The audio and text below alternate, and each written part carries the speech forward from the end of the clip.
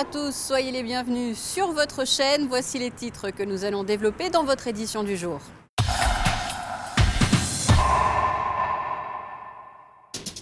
Vous découvrirez les événements phares qui vont ponctuer la prochaine édition du Printemps des Arts en 2015.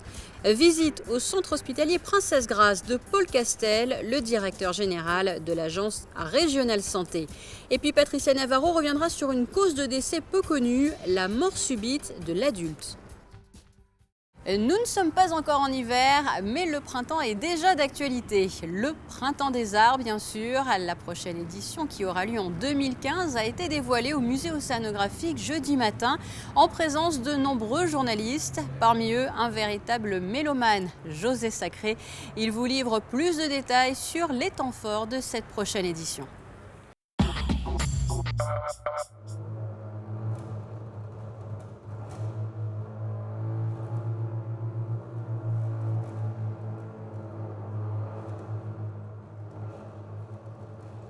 C'est évidemment en musique que les personnalités et journalistes nombreux ont été accueillis ce matin au musée océanographique par Marc Monet pour la traditionnelle conférence de presse de présentation du Printemps des Arts de Monte-Carlo 2015. Cette année, pas de long discours, mais une sorte de bande-annonce audiovisuelle du festival, bande-annonce très complète où sont apparus les artistes, les lieux, les dates, bref, tout ce qu'il faut retenir de l'événement. Car comment résumer en quelques minutes un festival qui, sur 4 week-ends, du 20 mars au 12 avril, accueillera 400 artistes pour 59 manifestations et concerts, dont le programme affiche les noms de compositeurs allant du XIe au XXIe siècle. Nous souhaitons faire connaître effectivement une diversité de musique pour les publics. Les publics sont divers et puis nous voulons sortir un petit peu des habitudes. Autour de 3 compositeurs d'abord. Oui, 3 compositeurs majeurs, dont un, Jean-Sébastien Bach, est plus que majeur, je dirais. Sibelius, qui est un compositeur finlandais tout à fait majeur du 19e, et puis un compositeur plus récent du 20e siècle, Donatoni, qui est mort il y a une dizaine d'années. L'un des points forts aussi du Printemps des Arts, ce sont les créations. Nous avons chaque année des créations, des commandes, nous avons des compositeurs qui viennent travailler avec les étudiants, des œuvres, dans les conservatoires, à l'académie, mais dans les conservatoires de la région aussi, bien entendu. Donc il y a tout un tissage qui se fait autour des compositeurs. Moi je trouve qu'il est très important, même si les compositeurs vivants sont totalement minoritaires dans le festival, si on calcule le nombre d'œuvres, il est évident qu'ils sont très minoritaires. Mais c'est très important de faire entendre et de montrer qu'aujourd'hui aussi, il y a des gens qui écrivent de la musique et continuent à écrire de la musique. Pas de voyage surprise, mais le retour des concerts en appartement. C'est vrai que c'est une forme qui fonctionne facilement. Le public, on refuse des demandes, c'est évident. On ne peut pas satisfaire tout le monde, mais en tous les cas, c'est une nouvelle forme de communication. C'est-à-dire que le public, chez lui, reçoit un instrumentiste qui joue à 2,50 m. Ce n'est pas du tout la même chose que quand vous entendez sur une scène à 50 mètres. Ce n'est pas du tout la même chose. Le rapport est intime. On est dans la musique de chambre.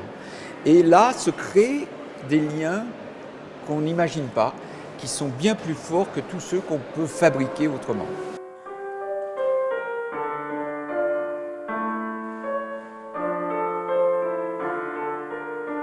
La princesse de Manov, notre présidente, a toujours souhaité que le Printemps des Arts présente une programmation très diversifiée. Et je voudrais ici féliciter, complimenter Marc Monet qui a su une nouvelle fois faire en sorte que sur 4 semaines, avec 59 concerts ou manifestations, eh bien, le public est un très large choix. C'est d'ailleurs une constante de la principauté de Monaco, la diversité notamment dans le domaine culturel.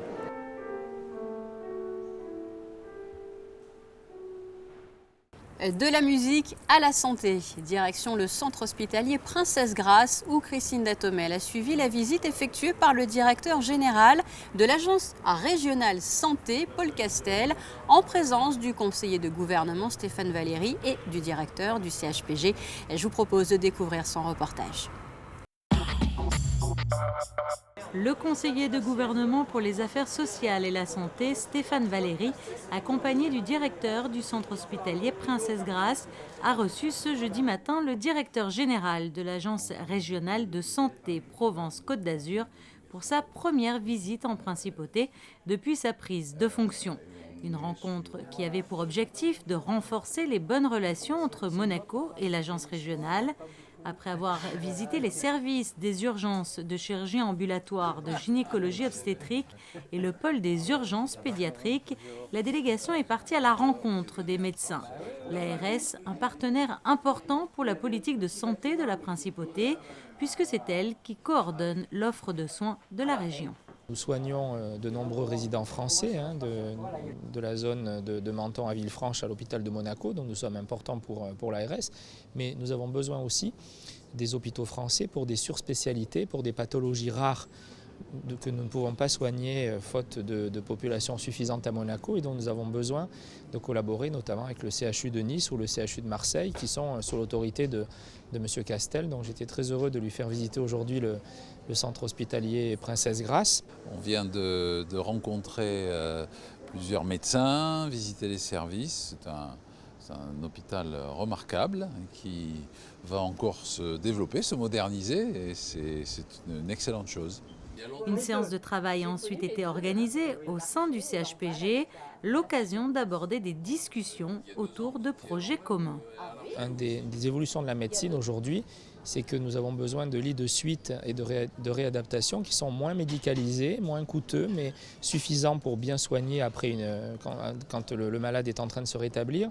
Et nous pourrions effectivement avoir un projet commun proche de la principauté pour que notre hôpital puisse faire des économies effectivement dans sa gestion et bénéficier de ces lits de suite sur le territoire français. Donc c'est un des sujets que nous abordons aujourd'hui avec l'espoir de le concrétiser. Il y a des projets de partenariat qui se dessinent après une petite période de stand-by, mais qui vont redémarrer sur les soins de suite, avec Menton, avec le CHU de Nice. Il y a aussi toute la série des partenariats médicaux, chirurgicaux, avec la proximité du CHU, dans le respect des spécificités des uns et des autres, du rôle, du champ de compétences des uns et des autres.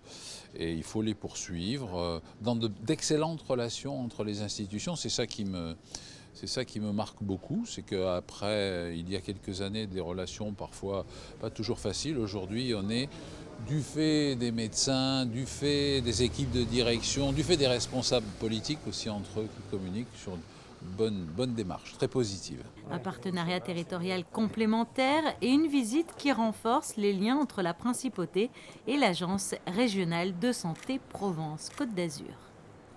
Santé toujours, il s'agit d'un véritable fléau, un vaste problème de santé publique. Chaque année, la mort subite de l'adulte fait de nombreuses victimes. En principauté, une association est chargée de relayer la communication autour de cette pathologie. Les explications dans ce reportage signé Patricia Navarro.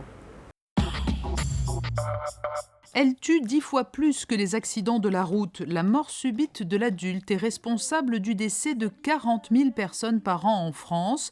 À la différence de la mort subite du nourrisson qui survient suite à un étouffement, il s'agit là d'un arrêt cardiaque qui arrive de façon inopinée. Tout le monde peut être concerné, les personnes qui se savent malades, les personnes qui ne se savent pas malades, parfois même les sportifs, on l'a vu sur des terrains de sport où on peut effectivement voir parfois en direct ce type d'incident qui est toujours dramatique.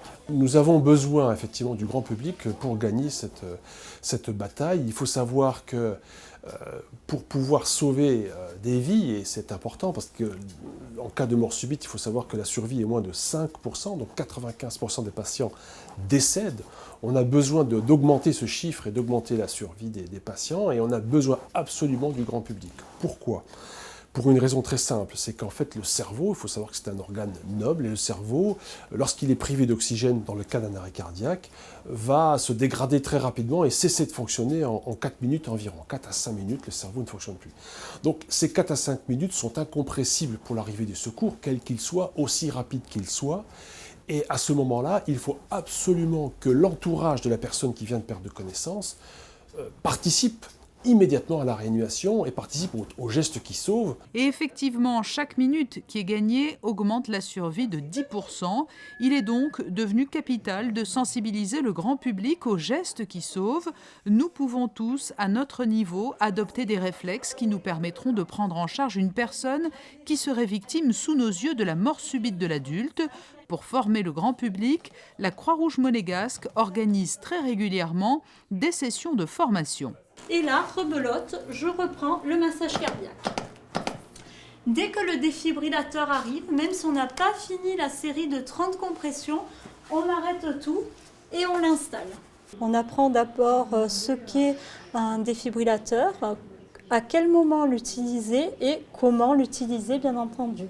Et on apprend également à faire le massage cardiaque et le bouche-à-bouche avec l'utilisation du défibrillateur semi-automatique. Ces formations s'ouvrent vraiment à tout le monde. À partir de 10 ans, nous pouvons apprendre vraiment les gestes qui sauvent. Et l'apprentissage de ces gestes est d'autant plus précieux qu'il facilite également le travail des pompiers appelés sur place lorsqu'une personne est victime de mort subite. Les pompiers qui sont en charge en principauté de l'entretien des défibrillateurs semi-automatiques utilisés lors des premiers gestes qui sauvent. La principauté s'est dotée depuis de nombreuses années, je dirais, de défibrillateurs publics qui sont répartis sur toute la principauté à des actes, je dirais, un peu stratégiques où se trouve le public. 24 DSA ont été donc installés. À la demande de l'association de la mort subite, donc le docteur Rinaldi faisait lui-même avec son équipe, je dirais, d'aides-soignants et de soignants d'ailleurs, de vérification technique. Et depuis donc l'année dernière, le corps européen de Monaco donc, apporte son soutien dans la vérification et la maintenance de ces appareils pour qu'ils soient en permanence, je dirais, en bon fonctionnement. Nous effectuons environ 3 visites par an qui permettent de remplacer les piles usagées, de changer les patchs, de vérifier que le DSA fonctionne toujours, donc la pile est toujours en fonction. Et nous avons le matériel nécessaire pour le remplacement. Pour contribuer donc à réduire la mortalité liée à la mort subite de l'adulte, vous pouvez donc vous aussi vous mobiliser. L'enseignement des gestes qui sauvent ne prend que 2 heures. À terme, les formateurs de la Croix-Rouge souhaiteraient que ces gestes vitaux soient également enseignés dès l'école. Dans le reste de l'actualité à présent, vous le découvrez sur ces images. Son Altesse Sérénissime, le Prince Albert II, a effectué une visite à la Villa Paloma, l'un des 2 lieux qui composent le NMNM. Le souverain a pu découvrir les œuvres de l'exposition Gilbert & George, une exposition à découvrir ou redécouvrir jusqu'au 30 novembre. Du sport pour terminer, du sport féminin. Il s'agit de la 19e édition du tournoi international féminin Monte Carlo Squash classique qui réunit l'élite mondiale. Vous le voyez, Camille Serme, la numéro 1 française, qui est aussi numéro 6 mondiale, s'est fait éliminer mercredi soir en quart de finale par la 24e mondiale Habiba Ahmed, qui est égyptienne. Rendez-vous au Stade Louis II vendredi pour supporter les finalistes dès 19h. Reportage ensuite à suivre dès lundi dans votre mag Actu Sport. Voilà pour l'essentiel de l'actualité. Je vous propose à présent de découvrir vos prévisions météo pour les jours à venir. Vendredi, du soleil, mais il faudra aussi compter sur la présence de nombreux nuages tout au long de la journée. Côté température, de 14 à 19 degrés pour les maximales. Samedi, un soleil doux et quelques nuages à peine au cours de la matinée. Dimanche, nouvelle détérioration du temps, un ciel en grande partie nuageux avec de la pluie par intermittence et un vent de mer assez sensible, comptez de 17 à 18 degrés pour les températures.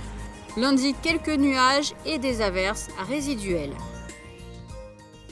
C'est la fin de ce journal. Un grand merci à vous de l'avoir suivi. Je vous laisse à présent avec la suite de votre programme sur Monaco Info. Nous allons rester dans le quartier de Fontvieille avec un magazine réalisé par Patricia Navarro sur les jardins de l'UNESCO situés au-dessus du centre commercial Carrefour. À très bientôt.